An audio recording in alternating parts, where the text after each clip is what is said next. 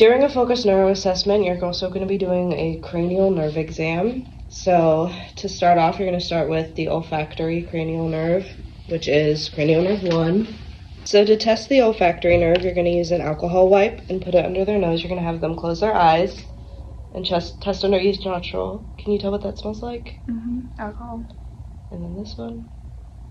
Alcohol. Okay, so that's how you test the olfactory nerve. The next one is the optic nerve. So you're going to use an eye chart for this, and you're going to have them stand 20 feet away from it, so I can't have her do that, but you would have them stand 20 feet away and see which lines they can read at 20 feet. You would check each eye separately, and for her, she wears glasses, so she would have her corrective lenses on during this test.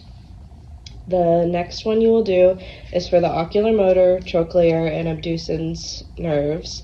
This is where you would do the perla and check their pupils, and you would do the extraocular movement, so that you would have them follow your finger. For the 5th cranial nerve, that's the trigeminal, you're going to palpate the masseter muscles bilaterally, so you're going to have your hands on either side of their face and have them clench their teeth, and you can feel that their masseter tense up there.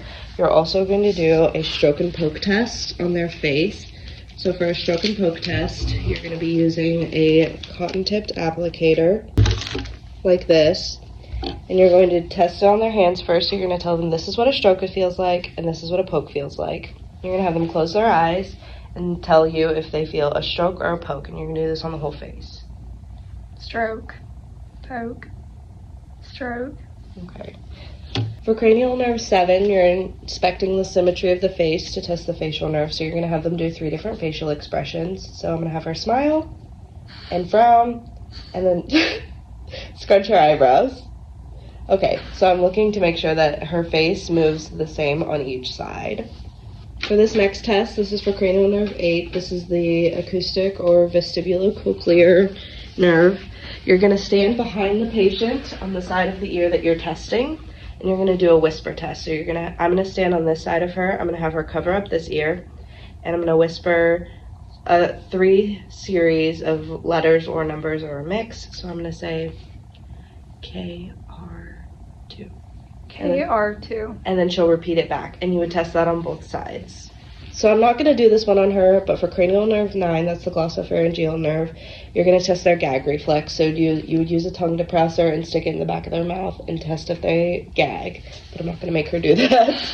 To test the vagus nerve, you're going to use your pen light. You're going to have them open their mouth and say ah, and you're testing the uvula to see if it goes up. When they say ah, it should move up and it should be centered. For the spinal accessory nerve, you're going to put your hands on both sides of their shoulders and then press down and have them shrug up against it. And then you're going to put your hands on both sides of either side of their face and have them push against your hand. You're testing the range of motion of their neck against resistance. And for the last one, this is the hypoglossal nerve. You're going to have them stick their tongue out and then move it side to side and then up and down.